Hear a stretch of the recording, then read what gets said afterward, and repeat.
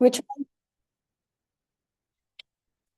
Hello, everybody. I am going to call the August 11th, 2026 meeting to order at 12:01. We do have a quorum present. Councilmember Channing Concho will be joining us as soon as she gets to her computer. And Councilmember Dr. Eddie Tafoya has submitted his resignation from the board, so he will not be here with us today. So the next thing on the agenda is the approval of the agenda. And before I do that, I just want to make a little announcement. With Mrs. Wickard leaving, and she's the one that did our minutes, we were sort of figuring out who would be taking on that role.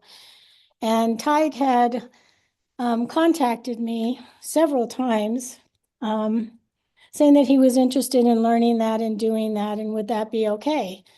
So I contacted our attorney, Sue Fox, and we talked about it, and she thought it was actually a great idea, and there was no reason that a student could not, participate, especially that he was already a student representative on the board to take the minutes. So Tig will be taking the minutes today, and Sue Fox will be reviewing them before the next meeting because Tig did his research, and Sue agreed with his research about how we're going to restructure the minutes to be shorter and more to the point.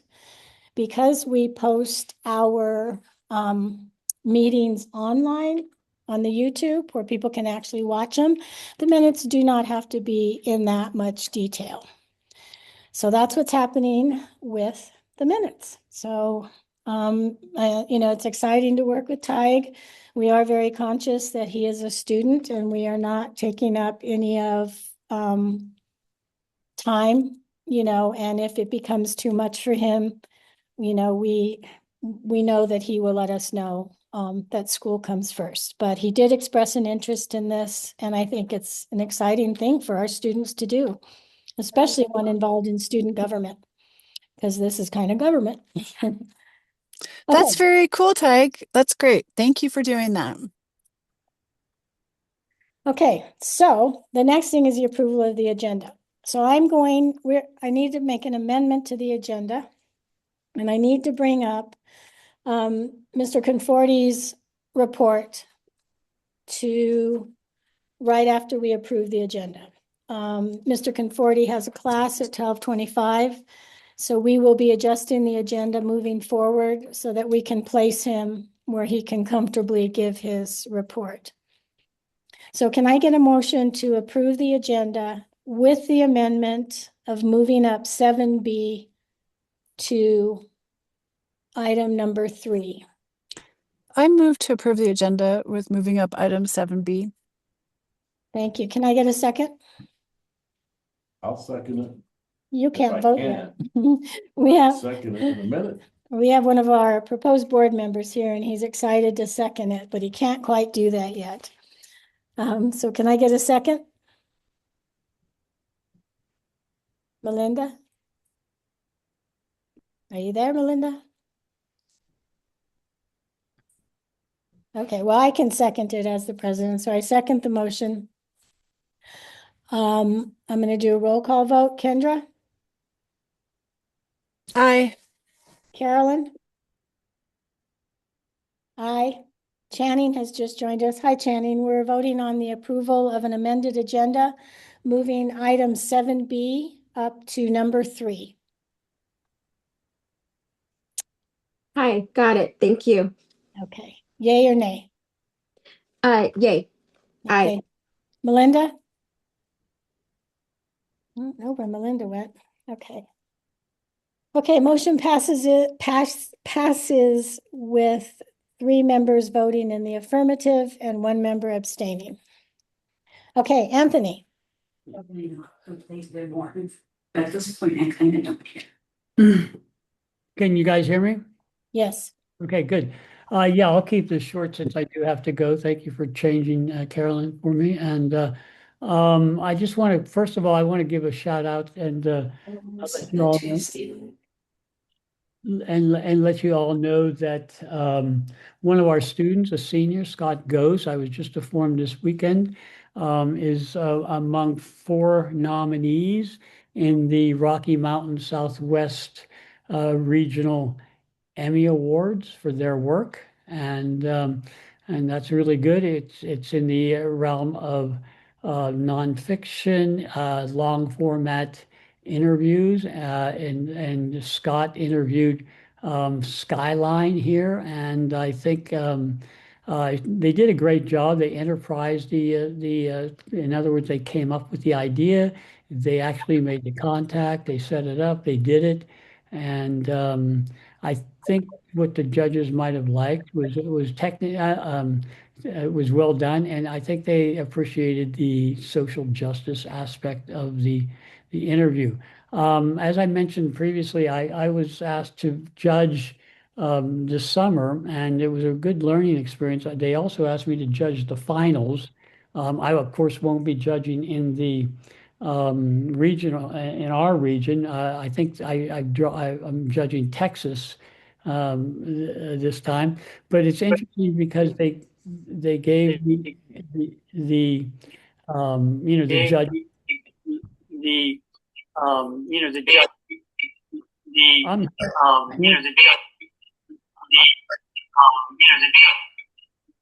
what I am I? had some feedback here. Yeah. I'm gonna mute you. There we go. Okay. Yeah, they gave me the judge's instructions, and it's really interesting. It's been a good learning experience because I'm seeing what they want.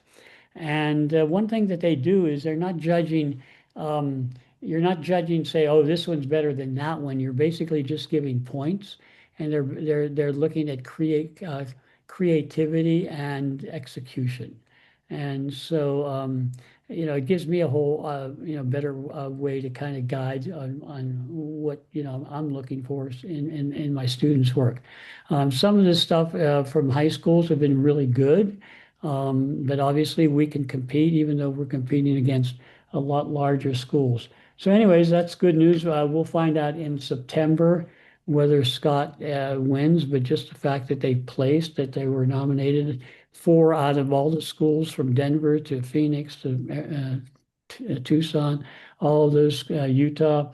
It's pretty good. And anyway, so I have that coming up early in September. September 2nd and 3rd is the annual New Mexico Film Office Film and Media Conference. I've registered to attend. It'll be interesting to see what they talk about because of the extreme decline in production that's been going on, not only here in New Mexico, but Hollywood particularly, and throughout the country. And there's a lot of reasons for that. And I think on the other hand, the theaters had a big box office. I know Grubb was saying had a good explanation for that, but it's going to be interesting to see how the film office spins it all. I know there's a lot of people out of work who's not working, but part of it, I think, is just the fact that the industry is changing a lot, and I think that means I mentioned to you that those 2 other blockbuster films this summer, Backrooms and Obsession, were done by 20-year-old filmmakers, low budget productions, and and so that's indicative of change. One of the things I'm going over with the students this semester is the idea of doing micro dramas. Micro drive, if you're not don't know what a microdrama is, it's a 90-second episode that goes into multiple episodes to fill a series. It's already a $12 billion business. California is thinking of adding that into their film incentives. A lot of people who are out of work, a lot of the actors and the crew members are working on these microdramas. We were just told by some industry folks here in New Mexico that they're getting about $1,000 per minute to make these things. In other words, there's different formats coming along, and part of it too, I think, and I was talking to Mr. Jones about this, is the whole idea of a career pathway is changing, and we have to look at that in terms of our curriculum. What is the relevant media that we need to be looking at, and how do we face the fact that the career pathways are changing? One of our graduate students, a senior, a really good filmmaker, okay, one of my best, came in to see us the other day, and there's continued there. They want to take classes at C&M in filmmaking, but they're also going into pre-med, and so that's kind of one of the trends is that artsy people have always known that they need to have a day job, and so even UNM has mentioned that they're finding that a lot of students are taking film and arts classes, but also taking other pathways as well. So we have to look at that. That we're not necessarily the most exclusive pathway. Anyways, that's about all I have to say right now. And if anybody has any questions. I don't have any questions. Again, just thank you for all that. And I will be joining you at that conference. I registered for it, so it'll be interesting to see, like you said, what changes that are going to be happening. And by the way, I mentioned to you that I had meetings with legislators since our previous board meeting. I did meet again with Senator Cedillo Lopez and Pamela Herndon. And we talked about adding, it wouldn't be any changes to the existing film legislation, but it would be kind of an addendum to that of a measure that would support low budget independent filmmakers, young filmmakers. And I think there's more and more impetus for that because it would allow some of them to work in lieu of the big productions coming into New Mexico. So I think we'll have a chance of getting that through. Well, that'd be exciting. Okay, any other comments or questions for Mr. Conforti? No, thank you for that. 1040. Nice seeing you all. Nice seeing you, Jean. Yes. Well, we're going to move on to that. So we're going to do public input, and I want to introduce our guests today. So thank you all for being here. We have Bren McCabe. She is Tig's mother. And we have, let's see, can you put him in the picture real quick? We have Mr. Jim Rabner. I believe that's how you say it. And we have on the bottom, on the screen, we have Miss Jean Pauls. Grub and Jean are proposed board members, and they're here to be introduced. We will have them on the agenda in September to approve them. And yeah, I'm going to go ahead and introduce them. I'm going to go ahead and start with Mr. Grubb here. So he's got quite a resume, and I'm just going to read what he sent in his letter of intent. He says Stuff out there. he was an associate producer working with Steve Anderson at Enchantment Films in Hollywood from 1989 to 1999. He ran the Flicks on 66 Duke City Shootout Filmmaking Festival here in Albuquerque from 1999 to 2008. He started and ran the film crew training program at C&M from 2004 to 2020. He served on Governor Richardson's Film Advisory Board for 8 years. He is a member of IATSE Local 480. He was elected to the New Mexico Film and Television Hall of Fame in 2022. So I'll let him talk a little bit real quick about who he is and why he wants to be a part of our growing community. Well, I've known Tony a long time. And so he basically had many meetings with me, many lunches. It cost him a number of lunches, but we've always been talking about film education, what I was doing for about 30 years after I left Hollywood. And I started basically introducing legislation for the incentives with John Hendry and Nancy Everest back in 2000 under Gary Johnson and under Richardson. So we were building this program of how to get people employed in the film industry in New Mexico. So we came up with legislation, which we now have, and everybody else is copying, of course, across the country. And so the main idea, though, is what to do with a population of students who are inclined to different types of artistry to make film than other kinds of students. New Mexico has a different demographic and a lot of skills that go into the film crew, especially in the art department. And so the idea was how to build a curriculum that reached New Mexico students who would get employed in the movie industry that was coming to New Mexico because of the incentives. And so that happened. And subsequent to that, as Tony mentioned earlier, the industry has changed worldwide. Basically, it's become competitive worldwide. And so everybody's languishing about, film production is done, et cetera, et cetera. But I've always been interested in how to educate students from mid-school all the way through college in order to get first below the line jobs, because below the line jobs are jobs I can teach. I can teach you how to be a grip, an electrician, camera person, sound person, art department, makeup, wardrobe, whatever. I can teach that to you.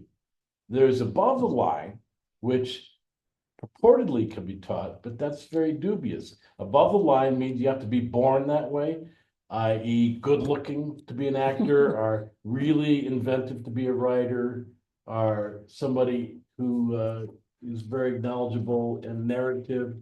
And those things you kind of have to have. People don't know why Picasso is Picasso. He just, so that you can claim to teach. I can claim to teach people how to write film scripts, but really that's something that is almost in the DNA. What we can teach is crew training, which I'm interested in, because when I tell students you come to school to be in the movies, I'll tell you how to be in the movies, how to get a job, how to make a living. If you want to write, act, produce, you can make money being on a crew and have plenty of money to write, act, and produce. So I put that cart before the horse so that you don't sit there and work as a waiter, worry about how come nobody's producing your script. So I come from that perspective. Tony knows this. And so I've always been interested in how you institute that as a curriculum. And when I was at CNM, we worked in dual credit with different schools, Max being one of them, all sorts of schools around the state. How do you get that going? It was very difficult because it's called career technical education, which no one wanted to allow film to be part of, because everybody's always seen film as this magical creative thing that doesn't have a technical aspect when it's mostly technical, as everybody knows nowadays. And so I could go on, but the main thing I see as in teaching filmmaking for students is you have to start out with editing. That's the main thing that is the most important these days. Cameras the size of your phone. You don't need big lighting instruments. It's how you put that story together by editing, because that's the most sophisticated thing you got. And that's what Tony teaches, and that's what's wonderful about the school. So you start with that as a technical education, and then you move on. And I've got ideas how you can implement creativity in that. But I've always been fascinated, how do you get a student body from New Mexico work in the film industry? Basically. Well, you start here at this Yeah, school. start, yeah. That's what I say. Yeah, Okay, thank you. Does anyone have any questions for Grub? And I do believe he does prefer to be called Grub and not Jim. Is that well, yeah, correct? that was my movie moniker, Okay. because what you want to do when you're on a movie set is you don't want everybody to be envious of you. And so if you have a nickname, which Grub is just a shortened form of a last name, Gravener, if you call yourself Grub, then everybody thinks they're better than you are, and they all love you and get along, and you never get into disputes. So that's just one of the things. I'm gonna have to come up with a new nickname. Okay. Our next proposed governing council member and guest is Jean Pauls. And I'm gonna ask you to unmute. And I'm going to read the bio that she sent. So Jean has taught for 38 years, grades 1 through 12, regular and special education. For the last 6 of those years, she was a special education teacher at the Media Arts Collaborative Charter School, which is now NMAMA. She and her husband adopted 4 tween and teen children just before and during this time, and each of them attended Max. In retrospect, it is easy to see that Max was a highlight in each child's life, is what Jean said. Jean has known about Max and NMAMA since a few years before it opened and has followed the school's growth ever since. She was immediately interested upon being approached to be on the board and is looking forward to being of support at this time in this school's history. Thank you very much. You want to say a few words to the board and our guests? I would just like to say that I knew Patty and Marvin Gladstone, and Max was very close to their hearts, and I feel sort of a loyalty to them to try to do whatever I can to help the school succeed.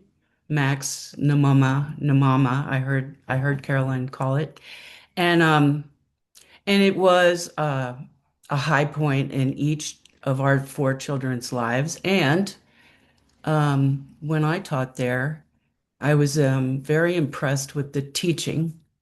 There were amazing teachers there when I was there, and I imagine there still are. So, yes, when I was asked to consider being part of the board, it was a real no-brainer for me that I definitely would like to help out. And so I said, yeah, I'd like to help out. So Great, thank you so much. Both you and Grub are going to be tremendous assets on the board as we move forward through this critical time. And it really is exciting time for our school. Our campus is shaping up. The internal workings on the school are back in line thanks to our executive director working so hard over the last year. So it's really an exciting time for NMAMA right now. And we look forward to working with you, hearing your ideas, and seeing how we can move forward with this school. Is there any questions or comments from the board? Channing here. Thank you both very much for your introductions. This couldn't have come at a better time. We're very thankful and privileged to have you both interested in the school and wanting to help us and continuing all the good things that are coming forward. We've been through a couple hurdles, but that didn't stop us, and I think it's only going to be stronger than ever. So thank you both again for being here and taking time out of your day to give us introductions, and I'm very impressed with both introductions. Grub, Mr. Grub, with your expertise in film. It's very exciting. And as a former educator, Jean, you're exactly what we need for our board and our students. So thank you both very much. I was trying to let Grub know how you and your husband are involved in the movie business, but I probably messed it up. I said he was one of those good-looking actors, in the dark winds. He's He yeah, was. we all dabble a little bit in everything. So Yeah, I got your drumming down, so I had that part right. Well, I used to be one of my different incarnations in the movie business. I was a casting director for a while. And then I had a casting agency. So I worked all the time with getting background and regular actors and that whole aspect, which is real interesting. Yeah. this is important. Okay, thank you. So I checked with the PED and their guidelines on new charter members, and I believe and I hoping Courtney can hear me and Director Jones, if sometime in the next week we can get them email addresses. Missy Brown said that they can start early on getting their training credits, and they're both eager to do that. So. Tomorrow, we want to start tomorrow. Yeah, they're ready. So even though we are not going to be approving them for a month, we've introduced them, they've committed, and they can start on their training. So that just really helps with speeding things up and then being able to vote and be, get their hands dirty, as they say. Although we are going to be recruiting them for our state fair events, which I will get to in a little while. So if you guys can just kind of make a note of that, and then I'll get you, well, we have their names, so we can assign them.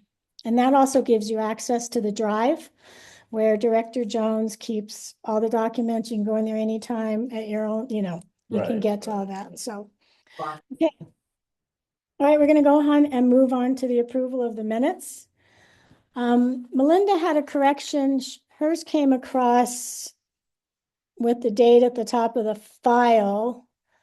You want to explain it, Malinda?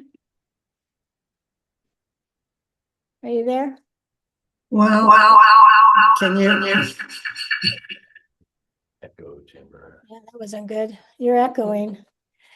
You're also on here twice, Malinda. Pardon me? I'm going to remove the second It's Malinda, both. okay? Okay. Okay. All right, now try. Melinda, Am I there? there you go. Now you're not echoing. I had a message that I had an unstable network connection, but I didn't know what to do. I was going to just turn myself off, and come back. Okay, well, you're there now. Uh-huh. So what, you found a problem with the file name, is that correct? Yeah, and I realized I corrected it, but it was showing August, and it should have been July for the minutes. Okay, I'm pulling up the email I sent out. Oh, yeah, you're right. It's just the file. It doesn't impact the actual minutes. Okay, so that wouldn't be an amendment to the minutes. It would just be you could just change your file that came across. Okay, so can I get a motion to approve the minutes of the July 14th, 2026 meeting? I so move, Malinda. Thank you, Melinda. Can I get a second? Second, Channing. Thank you, Channing. Roll call, Melinda, Aye. Channing, Kendra, Aye. Carolyn. Motion passes unanimously with all voting members present. So now it is a very patient Miss Ashley's turn. Hi, Ashley. Good to see you. Hi, good to see you too. Let me pull up the reports.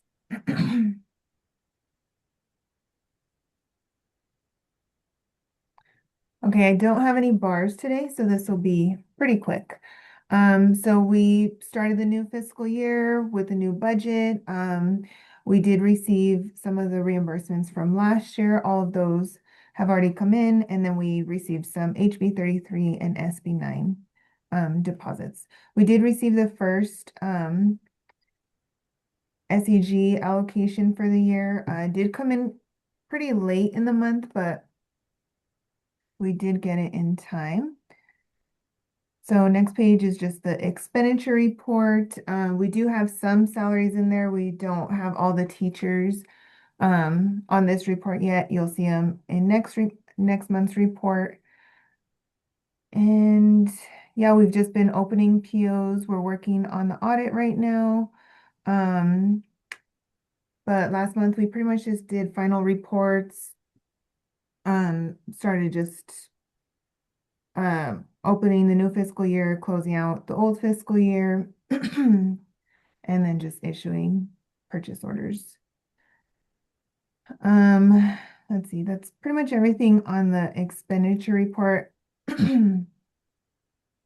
Next page is the bank account register activity report. So these are all the deposits and withdrawals that were made last month. So you'll see those RFRs coming in, the HB 33 and SB 9 deposits. And then just like the monthly expenses, we do have some of our annual costs, like the NMAMA risk we had to pay last month. That was about $64,000. And then just beginning of the year, accounting softwares, just different stuff like that. We did process the summer payrolls and then the new fiscal year payrolls. So you will see two bank withdrawals. So one's going to be summer payrolls, one's going to be the current fiscal year payrolls. Oh, okay. Any questions on this page on anything? The $163,000 deposit, was that for is that the Idea B grant, or is that? That is a special capital outlay and an Idea B deposit. So it was two of them Oh, okay. for that line. And the special capital outlay is part of the money that we got from the legislature Yes, for last year. for last year? Yeah. Have we got, I mean, I don't know how that works. Have we gotten all of that money that they gave us at the last session? Yeah. No, so we're still working on spending some of it down. I know the school should be receiving another allocation this year. I know that 163 was kind of a mixture of one of the allocations that was going to expire in on June 30th, and then another one that we have, I believe, like another year on. Okay. So it's kind of a mixture, but we're working on spending those funds down. Okay, great. They usually expire at the end of the fiscal year, which is the end of June. And Ashley, do you have any timeline on when we will receive the most recent allocation that we received? And I know you said soon. The only reason I'm asking is because one of our priorities as a school facilities wise is to upgrade our HVAC system. So in order for us to, of course, commit to anything, we need to ensure that we have the funds in the bank. I think once we submit that ICIP questionnaire, Yeah. I think that's going to get the ball rolling, and then PD should be sending out the grant agreements hopefully soon after Got it. that. I was assuming as much too, that they want us to complete the questionnaire prior. Yeah. Okay. Thank you, Ashley. Mhm. Thank you. You're welcome. Any other questions on this page? I don't know. Okay. I don't either. So next page is the bank reconciliation. So ending balance per the bank was $511,680.99 minus the outstanding checks. So the expected GL balance was $475,894.90. And then the next few pages is the balance sheet. So you're going to see the bank account balance per fund at the top, and then the carryover fund at the bottom. So just a reminder for operational, we did project 20,000 in carryover, but once we closed all the POs, everything out, it looks like we're a little bit under 200,000. That could change a bit with any invoices that came in July that should have been for last year, but it should be pretty close to that. So we did have a pretty good carryover into this year. And that carryover goes into the operation fund, correct? Yes, that is correct. Yep. And that is everything I have. Well, we look better. Yep, it was very tight. I know with this year, we are going to expect a slight decrease in the unit value. And then that adjustment will take place after the 40th day. Okay. Do you have the date of that 40th day? Is it like October 8th or 10th? Chris, do you have that day? I know it's like October. I tried counting it out, but I knew I probably messed it up.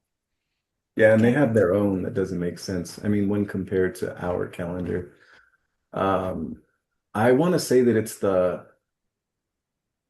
No, never mind. Don't Okay. listen to me. Well, I feel like it's always kind of the middle of October, so maybe like 14th or 21st, maybe. I don't know. okay. Around Well, there. very good. Yeah. Okay, any other questions or comments for Ashley? I have a question really quickly. Oh, sorry. No, go ahead. Go ahead. So the carryover was thought to be 20,000 and it's 200,000. What was the discrepancy? How was that? I think just mainly purchase orders. We had some open that we didn't use. And then if we do have like somebody on a like an hourly job, sometimes the system encumbers it like if they're full-time. I think those are the main two. I know we are going to be a little bit higher, like looking at some of the POs. And then just end of the year. Another thing was we did get a lot of different award letters for like Title I, Idea B, stuff like that at the end of the year. So just putting that into the budget and moving expenses around, it did free up some. And we did receive, I believe it was like the at-risk funding. So it was like extra there too for operational that we were not expecting. Okay, so it was basically a combination of encumbered funds that were non-expended, and then an unusual amount of award, Yep. unexpected. Yep. Okay, I'm happy that we have a buffer of that's $180,000. That's ginormous. Yeah. Yeah, it's going to help a lot this year Okay. because we were very tight on the Yeah. budget. Thank you. Mhm. Okay, anything else? Yeah, I just had a question on House Bill 33. Mhm. House Bill 33, right? Yes. Yeah. Now, House Bill 33, who introduced that in the legislature? So all the schools kind of get it because they are added to the elections with APS, so they get a certain percentage from them. And it's really based off of your average of your 80th day and your 120th day. So those numbers we pretty much just get from PED. When we build our budget, they'll tell us, okay, you budget this much based on your student count from the prior year. So no one lobbies specifically for any bill. No, The we school. just have to make sure the school's on the election when it happens. So if somebody lobbied from this school with a legislature, that would be bad. Or would it be good? I know like special capital outlay, we would ask. That's a little different from HB Special 30. capital outlay is automatic. But I mean, if you're introducing a bill like House Bill 33, which I don't know the wording of, I could look it up, but it's usually introduced by somebody, and that person is somebody you know, and it facilitates for your needs. If you like HVAC, House Bill 33 is about upgrading HVAC systems in the school, whatever. If you know that legislature, then you can get that ball rolling. I just wondering, is that going to be a conflict with other schools? Are they going to look down on that? No. No? So we can do that? So HB 33, we every year we have to submit a report on what we propose to spend it on. And mostly for this school, we use it to pay for the school's LPA. SB 9, we have to do the same thing for that, but it's a little bit different on what we spend it on. That's more for like building improvements, computers for students. They have like a list on what we can spend it on. But usually we have to submit that Capital improvements, yeah. report Personnel, yeah, right. to PD to make sure all of it is allowable first. Exactly. PED has some parameters on capital spending. Yep. But if you institute a program that is geared towards a certain population of students that only your school satisfies, you can put a bill through either the House or the Senate, and that money would be earmarked for that special program for your school and be part of your budget.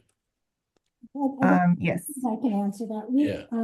We have really good, last year we had hired Robert Apodaca firm as our lobbyist. Yeah. I don't, we need to have a discussion about whether or not we're gonna do that or not. I mean, that's a different discussion. I'd like to be part But of it. we ourselves, our school board, along with Mr. Conforti, we host our legislatures here at the school to carry different things for us. Sure. So, and then the PED has changed it, and correct me, Director Jones and Ashley, but in the last 2 years, they have this whole different program going with as a school, we have to submit these formalized ICIPs now. Sure. Like, and that's, we're kind of in the middle of getting that Yeah, together. that's a pro forma Yeah. capital outlay thing.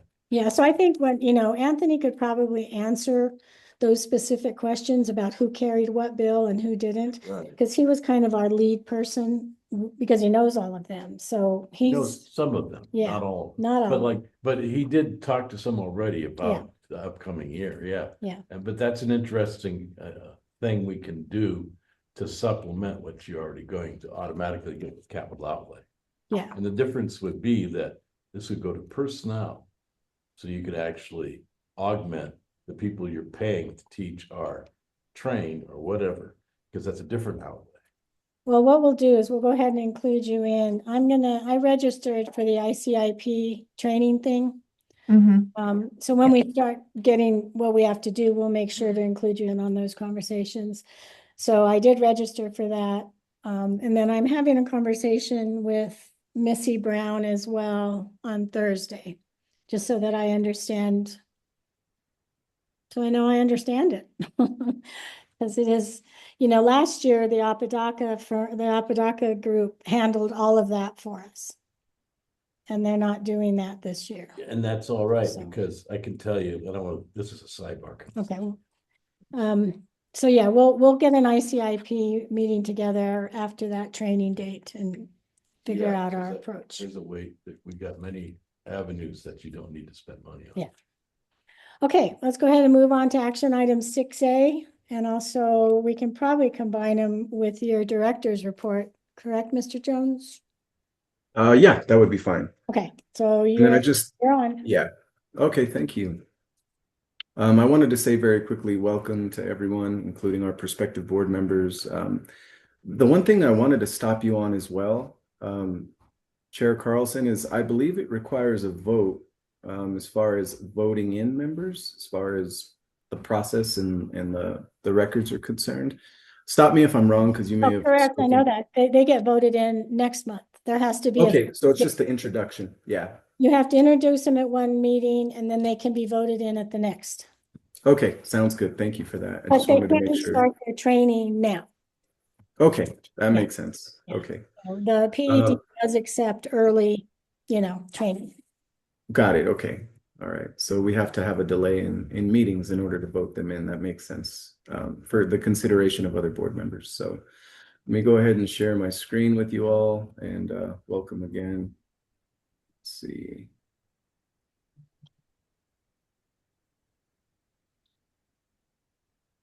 There we go. Can everyone see my screen? We can. Okay, perfect. If you can see it, I assume everyone else can. So I'll go ahead and begin. First of all, for all board members, including prospective board members, my report, generally I do have two. I'm really trying to consolidate as much as I can to not prolong these meetings. I'm a little long-winded, so I'll forewarn you. The other part is this is broken into different areas. So those range from facilities all the way through other. So those are just general updates that I provide. My goal is to provide as much information as possible while not overwhelming people. I think it's important to be transparent, and I think the board should always know what's going on with their school. So whether it's good or bad, it'll be in my report. And as we move into subsequent meetings, we'll have additional information to share on a separate dashboard that I use. But this is typically the process that I use to ensure that we're all on the same page and all of our arrows are pointed in the right direction or in the same direction. So to begin with facilities, and stop me as I go, generally I like to kind of finish my bullet points and my summaries, but afterwards you're more than welcome to ask questions. I'll ask you if you have questions, and then if you do not, I'll go ahead and proceed. So with that said, beginning with facilities, I wanted to let you know that we did submit an approval to PED for a small fencing and gate project for the middle school pickup area. And so we are looking to use special capital outlay, that appropriation that we have, because we did end up moving or relocating a portion of our fence. And if you've been to our campus recently, you'll see that we have a fully enclosed campus. We have a security fence that was installed last year along with gates, some automatic and some manual. And so we have one more section to complete, and we have been working with Ashley to see if the PED will allow us to use our special capital outlay for this project. Next, we are ordering portable swamp coolers for all rooms in Building B, and that's our main school building. Reason being is that we have an old HVAC system. It is an HVAC.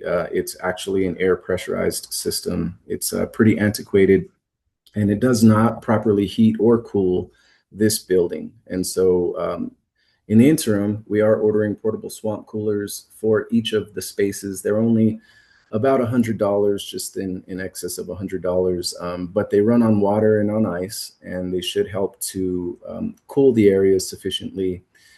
By description, they cool up to 700 square feet. So of course, that's not going to completely resolve our problems, but in the interim, it should provide some relief. And then finally, last but not least, if you've been around campus, you've also seen the shade coverings that we've installed through special capital outlay in our courtyard area.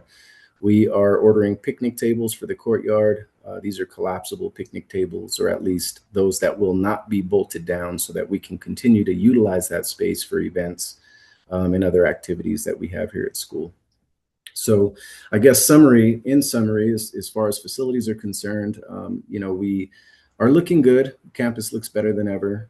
I've been driving by this campus for a really long time, and it does look really nice with the upgrades, but we are having issues with our heating and cooling system, and have continued to experience these issues. From what I understand, they've occurred for years and years. And so we're hoping through special capital outlay that we can go ahead and resolve the issue for good. And Mr. Tafoya and myself are working on obtaining quotes that we will then push off to Ashley for submission through the PED for their approval. Any questions about facilities? Maybe this is a good time to bring it up. When we were meeting with our legislators to get the capital outlay last year, several of them expressed their wishes, to have some neon on our fence.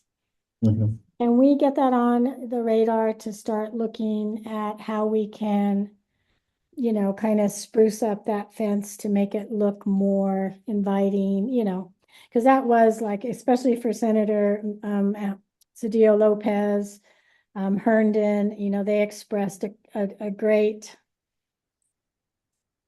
idea, I think you were part of those meetings, where they did want to see some kind of neon or artwork out on the fencing. Mm-hmm. So can we get that on the radar? Yeah, we can absolutely check with some local signage companies. I'm not quite certain who does that type of work, but we'll look in the CES Blue Book, and those are approved vendors. The other thing that's important for all of you to understand is that we're restricted to work with specific vendors that have already been vetted through an RFP process. If not, we have to go through our own RFP. So we'll look to see what those vendors, or who those vendors might be, through CES, that's Cooperative Education Services, as well as New Mexico ACES, because those are the purchasing consortiums that we work within. So I'll look to see if maybe a signage company can come out and give us some quotes. And last but not least, the only caveat to that is that there's a lot of vandalism. And so, it's important for the board to understand, in the school, that, utilizing those funds for that particular type of signage will also accompany potential vandalism that we in turn will be responsible for with our operational funds. But I think it's definitely worth our while, considering our legislative partners have made that request. So I can share that information with you as soon as we obtain it. Okay, great. Thank you. You're welcome.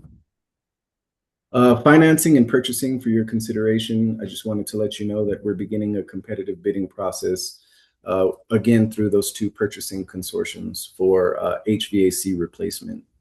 It is very uncomfortable in this building, and this is the primary place where, the core instruction happens. And so we need to make sure we get a handle on it, especially before the colder months. Last year, we did have to cancel school, as you remember. And so that was a pretty tragic event that required I go to the public education department to obtain their permission, because you're only allowed two online days. And so they did approve, they understood. And when I met with each individual legislator, out in Santa Fe during the session, which is something that I did. I went and I met with them personally. The thing that appealed to them was, giving a special capital outlay for the specific purpose of replacing our HVAC system. And so I'm hopeful that, we can get some quotes that are reasonable, and the board will eventually, review the quotes that we receive and approve the replacement of that system. And I know students will appreciate it too. It's hard to learn in an environment where it's just extremely uncomfortable. I can tell you my office is uncomfortable. And oftentimes I go into the conference room to work, so I can imagine how the students feel. That'll be coming in the near future. Next, we received approval for disbursement of the first half of the New Mexico Department of Tourism grant. I took that over from Ms. Wickard, who was with us last year due to some concerns. She's no longer with the school, so someone needed to take over the grant because they had already issued the award, and that person is me. But fortunately, I'll get to meet the grant requirements in a more timely manner. So I have a meeting coming up for internships that I'll be sharing with families. We do have an internship graduation requirement, and we also have a charter requirement that calls for 60% of our students to complete internships before graduating. And so seniors will be the priority for this particular grant to ensure that we meet our charter requirement given the upcoming renewal. But we are opening it up to all students. There will be a landscaping component and there will be a mural component. Both will be application-based. Both will be stipend-based, so they will receive a paid internship opportunity if selected. And so I am planning my first meeting. We'll have all sponsors meet with me first and foremost to go over ordering, since we did receive or had approved the first half of the award, just to make sure that we're ordering things that are allowable. Last year, we lost a portion of our award due to ordering non-allowable items. The next thing will be a mandatory meeting for all parents or interested parties. That'll be in August so that we can have them complete the application. They'll be required to submit to us their social security cards if selected, and then there is a required participation form. It's an employee form that student interns must complete. And those are things that, last summer we were really scrambling to try to figure out, but this year we'll have a handle on it more so. And that's the Department of Tourism grant for now. That's the update. Any questions about finance, purchasing, or anything I shared? No, Carolyn. Okay. No. Carolyn bopped out, so we're just hanging fire. But yeah, that's good. Carolyn stepped away for just a minute. She'll be right back. Got it. Okay, thank you. I was wondering what that meant, Mr. Grubbs. All right, so let's go ahead and continue with Charter Management Governing Council items. I want to share with all of you, and I don't know, I think we may wait until Carolyn gets back because she'll need to be a part of this because this is a voting item. So I'll skip down to my next bullet point, and that's the Performance Framework Overview meeting that's taking place today at 2 p.m. We transitioned last year, if you remember, board members, we transitioned to the new performance framework after being approached by the Public Education Commission to do so. They wanted to level the playing field for all schools so that they can fairly evaluate everyone without the extraneous work on their behalf or misunderstanding some of those evaluation components. So our performance framework guides what we do as a school. It really includes all of the indicators and our performance indicators we must meet. So we've gone to a new performance framework, and what I'm reporting is that I will participate in a training today at 2 p.m. just to gather additional information about how we're satisfying those requirements of the new framework. And I will share with the board next meeting, which will be held in September. Oh, thank you, Director Jones, for that. That was one of my questions. I had seen that latest email. Yeah. Commissioner. Yeah, it was kind of confusing, right? Chair Carlson, I think they approached us. Of course, we don't want to fight with the Public Education Commission, but at the same time, we need to understand it. And I think the benefit, of us moving to the new performance framework is that's the only option that'll be available for renewal. So when the school goes through its renewal, that's what we have to use. And it's a good idea for us to transition into it early so we can better understand it and then have apples to apples data when the school presents to the PEC at that time. So. And that is something that the board will have to vote on? So we voted on the transition to the new performance framework. And this Okay. was a couple of months back. Remember when they approached us, it was the previous chair, Chair Burt, and their attorney approached us.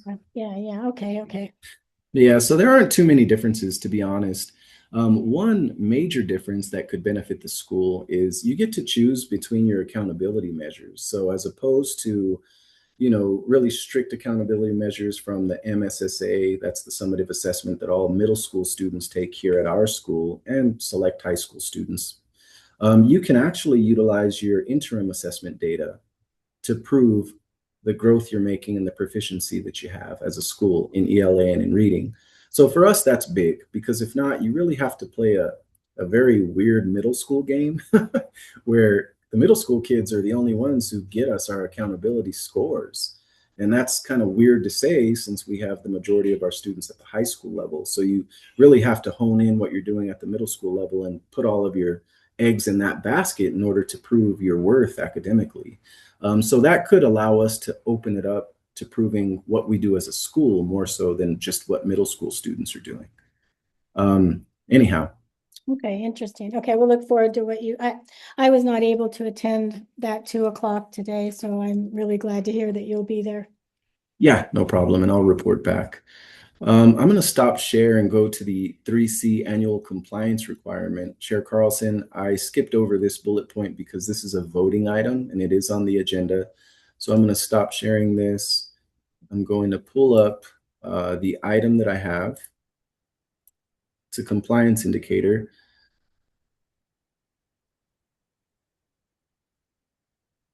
And I will share this one.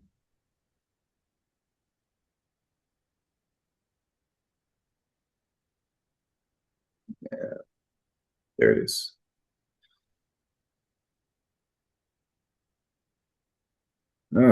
Hold on.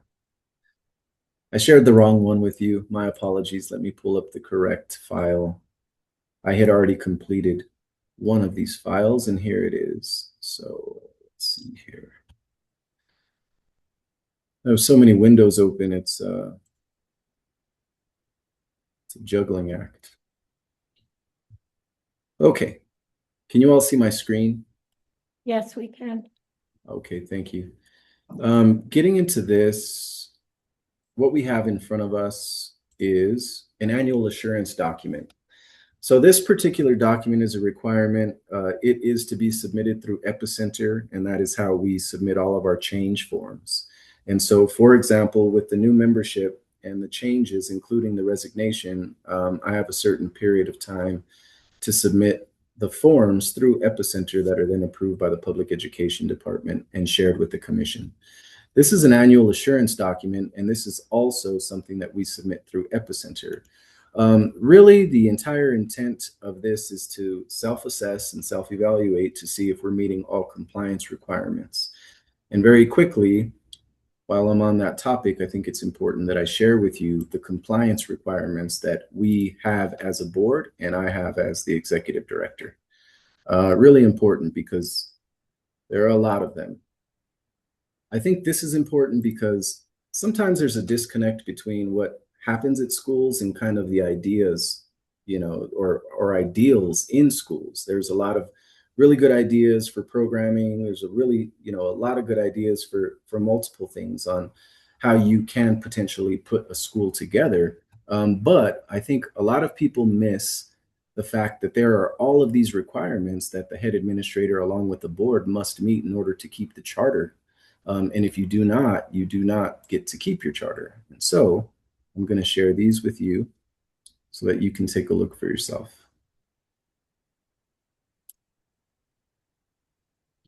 What I like to say, my analogy of being a head administrator of a charter school, especially one this size, is it's like operating a commercial airline. And so you're the pilot, you are the flight attendant, you do baggage, you do it all. You do ticketing. And so, you spread yourself, and unfortunately, some areas are compromised because you have to balance it all, right? You might reach some turbulence at times. It's what happens when you have a one-person administration. But what you're looking at here is the list of requirements. And so when we get into these requirements, what you'll see is through the contract, you have everything from your mission statement that you must prove that you're meeting your mission on an annual basis.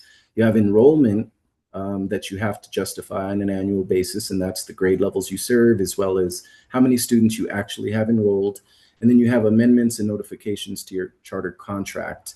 And that's what I just explained to you with the use of Epicenter and the change forms that we submit in a timely manner. Getting into the next set of requirements, you have college and career readiness, your graduation requirements. Those are next step plans. Next step plans are a requirement for all students in grades 8 through 12 to be completed the last 60 days of school. Formerly, this school was 3 years behind until last year on these plans. We have a literacy plan that's submitted on an annual basis, and that is secondary literacy for us. We also have to complete training, all literacy teachers and myself. We have data validation that Courtney's responsible for, and she helps with our contracted data company, and that goes in at the 40, 80, 120, and end of year periods. Education personnel, we have to ensure that all educators are properly licensed, that they have clear background checks, and those are things that we are audited on by the Public Education Department as well as our auditors. We have to have signed contracts and evaluations for all licensed school employees. That's another thing the school was 3 years behind on last year before we were able to get that taken care of. And then we need a beginning teacher mentorship program. Currently, we only have one teacher going through that mentorship program, and that was also absent in years prior. Language and culture, we have to make sure that we screen all of our incoming students for a second language. So if they speak another, or there's a presence of another language other than English in the home, or that was their first language, something outside of English, we have to screen them and we have to assign them to special programming. Student support services, we have to prove through the education plan that I submit on an annual basis that we're in compliance with all of these acts, and that's something that they evaluate, and it's a part of our accreditation. Safe and healthy schools, we have an Attendance for Success Act. That's a plan that I submit, and this year we have 3 people helping me with it. So you have to have a plan for how you're monitoring attendance and how you're fulfilling that requirement of the act. Menstrual products in school bathrooms, that's something that they come and check for during the annual review. We have a Safe Schools plan that's due every 3 years. I will be responsible for completing that and resubmitting this year, so that's due this fall. And I'm working with administration, pseudo administration, on a plan to put that together. Water safety guidance, anti-distraction policy, that's cell phones.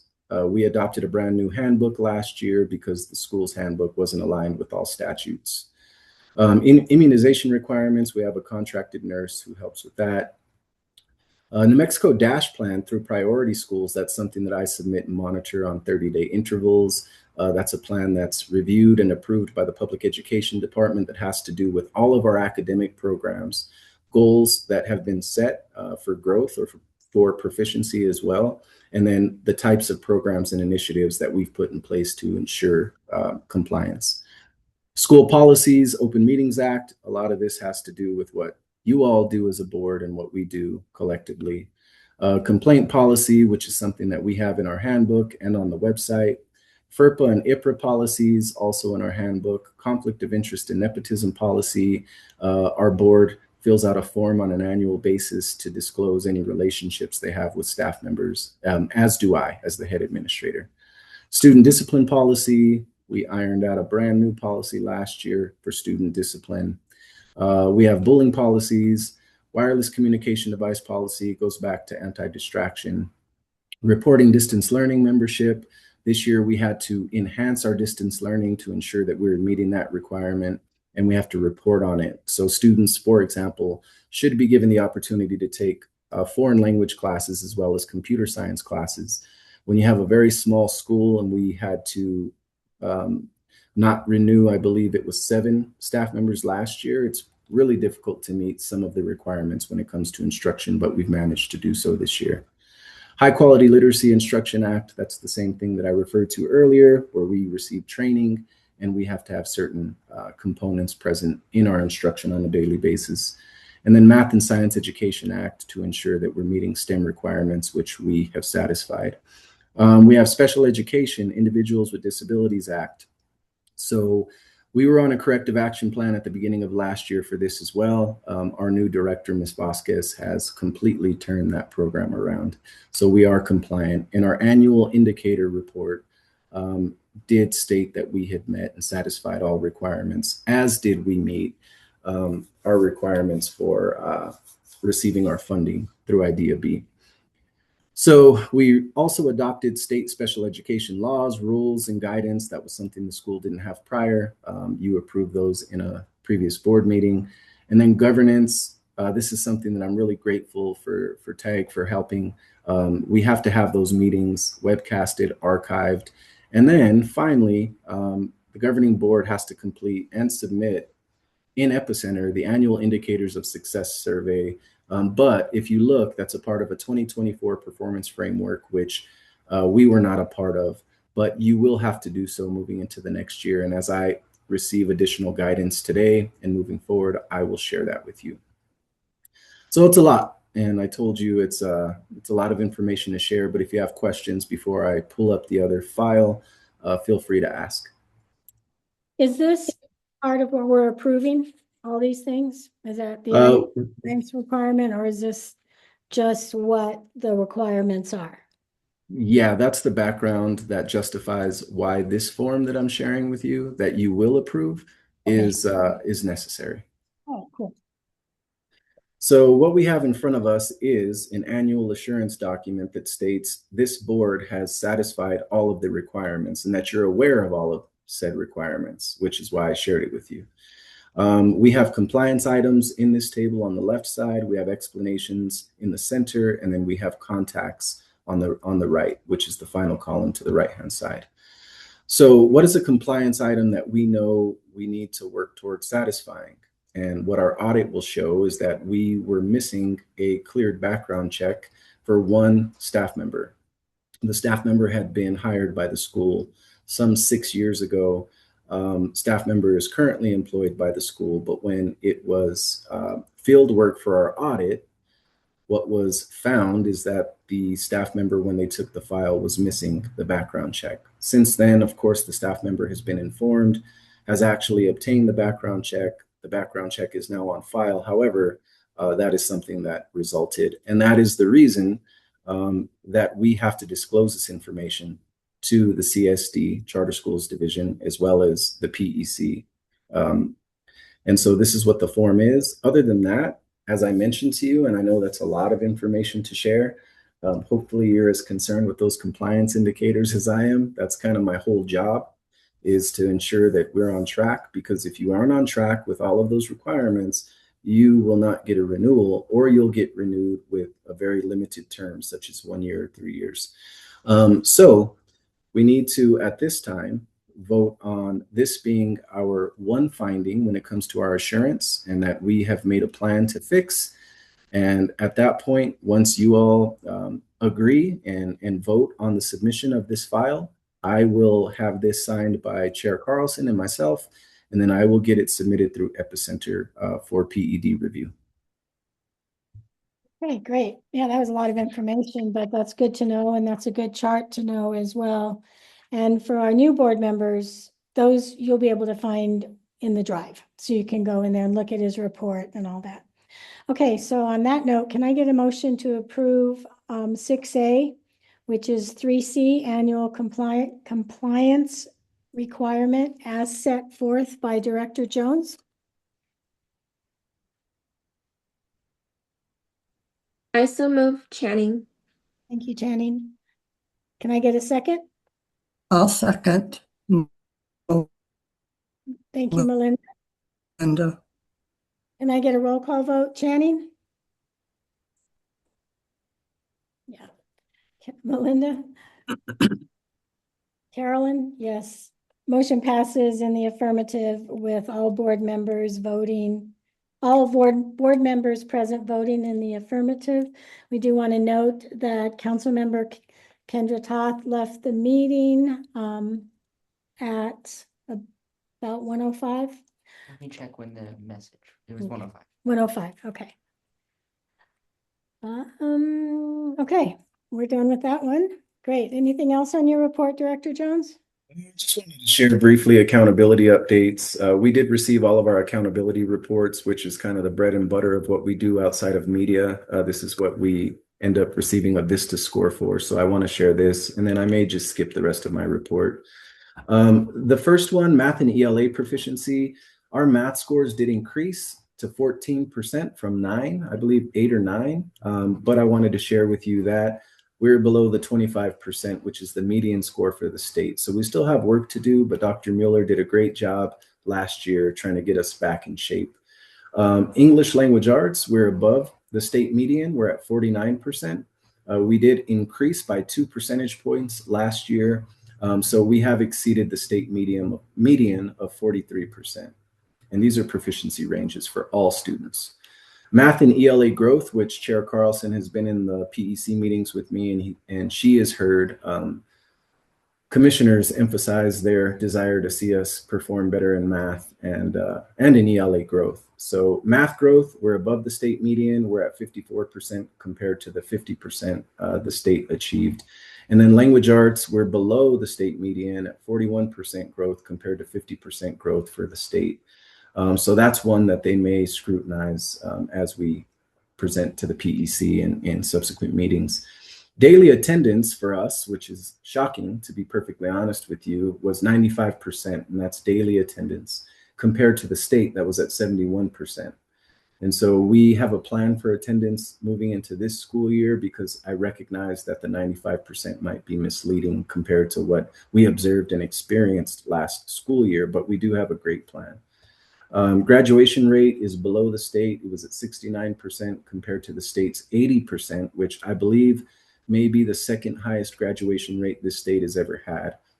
The way graduation rate works is it's based on cohorts. So I want to say that we graduated 100% of all seniors that started with us at the beginning of the school year, with the exception of those who had previously been promised by the previous administrator in school that they could attend school online without that being approved in our charter. So we did have to drop 3 students at the beginning of the year. However, those who were in person, 100% of those students did graduate. So the 69% comes from when students begin with us as freshmen, they track them regardless of them moving schools or not. And so they look to see how many graduated in 4 years, 5 years, and 6 years. On average, the school currently sits at 69%, and the state's average for what I just explained is 80%. And last but not least here, and then we can discontinue my update because there's some things that really aren't of significant value.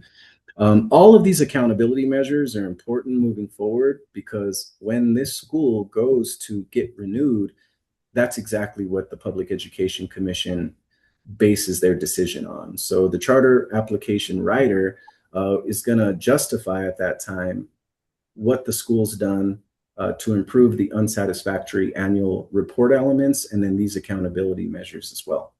So I know it's always a lot of information to share. Believe me, it's a lot to put together and share. But it's important for you all to know, because one thing I realized last year is that there were a lot of things that hadn't been explained to you. And so you were kind of taken aback and caught by surprise when I was explaining, you know, the amount of work that went into correcting things. So anyhow, I think that's really it. I'll say that we're up to about 113 students right now, so that's looking pretty positive. Looking at the applications again, 98% are word of mouth. We had some schools that closed, and so we've received a lot of kids from a couple of schools that have shut down completely. And then we have an open house tomorrow from 4 to 6:30. If anyone's interested in coming, it should be a pretty good event. It's our kickoff and open house. And so if you're around, stop by and meet the staff. Great, thank you again for another comprehensive report. Okay, so I guess you answered my questions on the performance framework. You're going to go to that and then we'll get that filed in time.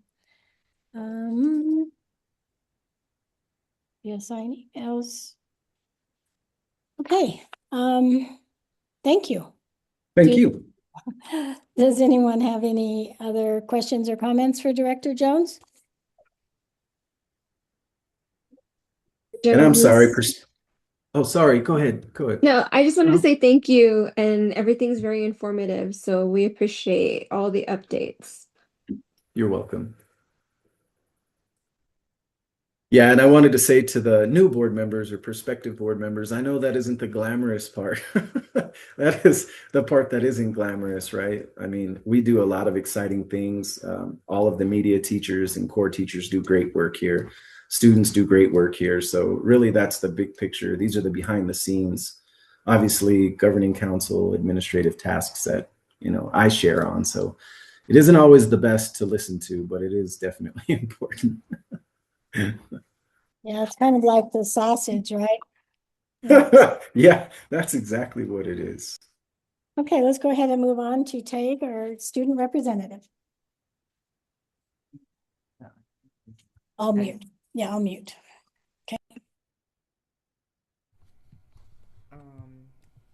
Can everyone hear me? If they can't hear me, I think you're gonna have to. Okay.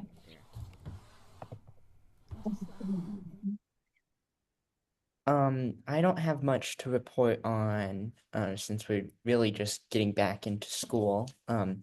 Today during lunch was the first Student Governance Association meeting, which I will talk to Ms. Vegas about, after this meeting and see how that went. We'll be working on establishing our officers for that in the coming weeks, so. Okay. I'm going to take up a little bit of his time to talk about the state fair events because they are going to involve the kids. And Courtney and Director Jones, I'll make sure to send this to you all in email so that it can get to the right people. So we have 3 different state fair events coming up. The first one, the first deadline is the school art booth. And I did hear back from, actually, what was very interesting, the PED actually runs the school art booth, and it is a juried exhibition. So we'll need to make sure I guess Director Jones, would it be Mr. Richardson and Mr. Lopez that would be helpful in this to pull together the artwork? I think so. And it depends if they also want to include digital arts. We don't have, they're not going to allow electricity. Okay. So, I talked with Tig about coming up with a little poster thing that has a QR code that can be front, there. So instead of having to worry about going and putting more brochures down, people can just use the QR code as they go by. But because it is a juried art exhibit, that's really exciting, I think, for our school. And so those have to be installed on August 21st. And at the Route 66 event, Manny and I were talking about the state fair, and he said he would volunteer to help do that installation on the 21st. But it would also be, it's on a Friday, so it would also be good to have some students be able to do that as well. If we can, work it, at least 1 or 2 to go with us to the state fairgrounds, put together it's their exhibit, right? So if we can kind of keep that on the radar, and I'll put all this in an email so that you don't have to remember it, these dates and everything. But I did talk with Manny about it, and he did say, we have between 11 and 4 on August 21st. And we can't do any wood or glass framed pieces. So that does give us a little bit of time, 10 days to put it together. And if there's any cost associated to blowing up any of these things, just, I want to be in the loop so that we can make sure that we get that covered by donations or foundation money or whatever, right? We want to be able to do a good job and show our school off. Then the next 2 events will be the parade day. So that is on September 12th. So we have a little more time. We have a month for that one. So we are registered and paid to be in the State Fair Parade. Andrea has volunteered to use her truck to pull the trailer. So we have a trailer that we can bring to the school whenever Director Jones thinks it's appropriate, that we can park it, behind the gate so the students can start working on the float, so that it's not a last minute deal the day before. They can, they can have it there, be able to plan it. I had suggested when Tig and I, sorry, I always mispronounce your name. Tig and I were talking the other day, about somehow utilizing our costume, because it really is going to be too hot for anybody to wear the costume, right?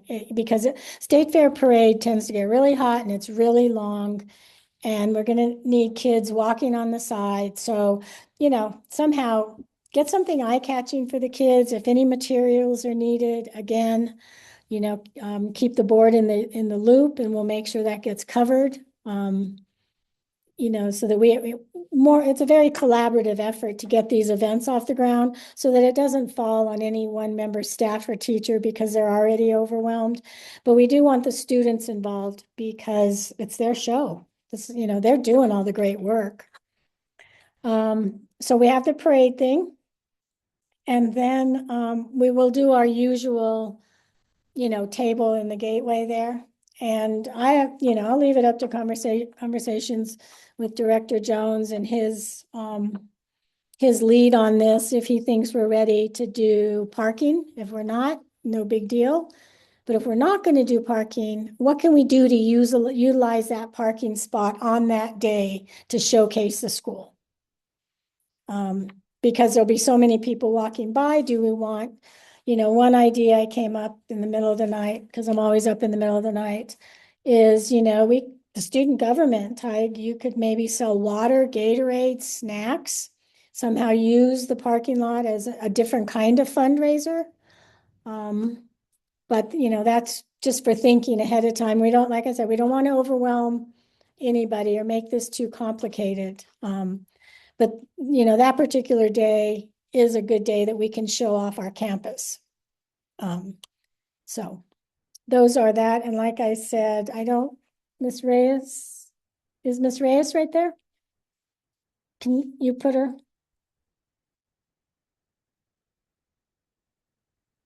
Hi, so we're talking about the state fair stuff. Yes. Okay, and I'll leave this with you so you have what I said. But my question for you, what kind of goodies do we need? Do you want the same squishies? Do you want the same for the parade and for the table? You know what we passed out last year, and I think that we still have a lot left over from, is the pins, like the ones that say NMAMA on it, the bracelets, and then they're like the fidget toys. Okay. And people really seem to enjoy that. They came and collected that. So we can ask Courtney if we still have a lot of those left over, and we can, reuse that. And then I think candy, Candy? Okay, yeah. okay. A lot of the different floats, and like the other people who are there advertising, they pass out candy. And so I think that's always a plus for sure. Yeah. Okay, cool. So I went over all that. You can go ahead and read it over, and then I'll be sending out an email. Yeah. And I think this is stuff that SJ can definitely help out with. We usually help with managing the booth in the gateway, but also the display as well. Some of the kiddos can go help and set it up. Display, so yeah, pick some great pieces and showcase our kids. We were hoping to be able to have electricity. Yeah. That's okay.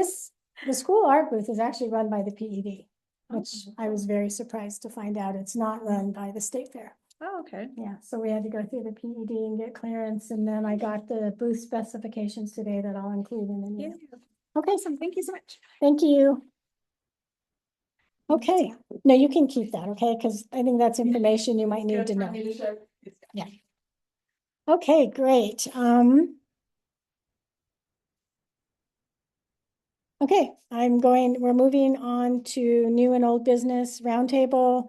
We talked about the neon. We're gonna put that on the radar and start looking on how we can have a vandal-proof something to, work along that fence. We talked about the state fair events. I'll be sending out more emails on that as we get closer. And of course, guess what I'm going to say next? Training, training, training. Make sure you keep up on your training. And then I also believe, Director Jones, we do also have to approve Dr. Tafoya's resignation, correct? So we can do both of those at the next meeting. All in one time. And then between now and then, I will collect the paperwork we're going to need for Epicenter. And if I run into a glitch, because I think it's a little different now than it was, when we brought on Dr. Tafoya 3 years ago. So I'll be in touch with you to make sure that we stay in compliance with that and we get all the paperwork and then we'll get their emails. We'll get Grub and Jean's emails set up and I'll get those to them and give Missy the notice and then you guys can start working on your credits. And of course, you got to come to one of these state fair things.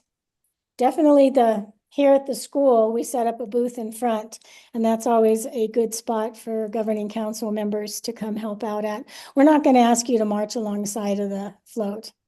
So, okay, is there any other further business the governing council would like to bring forward? No other business. I would just like to say about the parade also, since I know you mentioned it might be too hot for the mascot. Maybe we can just encourage the students to show off their personalities, their culture, just to show how diverse and our demographics, widen at the school. Maybe if there's some Native students that want to wear the regalia, if we have any, dancers or, our pride, just to showcase the diversity of the school itself and show, how much we care about the students and their culture and their heritage. So if they don't feel like dressing up in just a normal costume, maybe they can just showcase who they are as a person. Yeah, that's a good idea, Channing. That really is, because we have such a beautiful, diverse group of students, that don't often get the recognition that they should because for their diversity. So this is a good way to showcase that. So great idea. Thank you. Anything else? You good? All good? Yeah. It's the email address. That's it. Make sure I get that right. That's all. Okay, good deal. Okay, with all business being concluded, I'm going to adjourn the meeting at 1:28. Thank you all for being here. Thank you for your time. And we will be in touch soon. Thank you. So I think I got too many M's.